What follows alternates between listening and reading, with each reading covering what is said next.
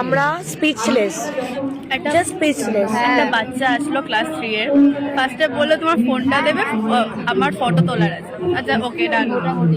তারপরে এসে বললো আমি এখানে আমার গার্লফ্রেন্ডকে নিয়ে ঘুরতে এসেছি। সে আবার মানে তার গার্লফ্রেন্ড আবার আরেকটা বয়ফ্রেন্ডকে নিয়ে ঘুরতে এসেছে, মানে একটা মেয়ে দুটো বয়ফ্রেন্ডকে নিয়ে মেলাতে ঘুরতে আবার এসেছে। যে বয়ফ্রেন্ড মানে যে আমাদেরকে বললো আমি ও আমার গার্লফ্রেন্ড, সে বলছে ওটা ওর গার্লফ্রেন্ড।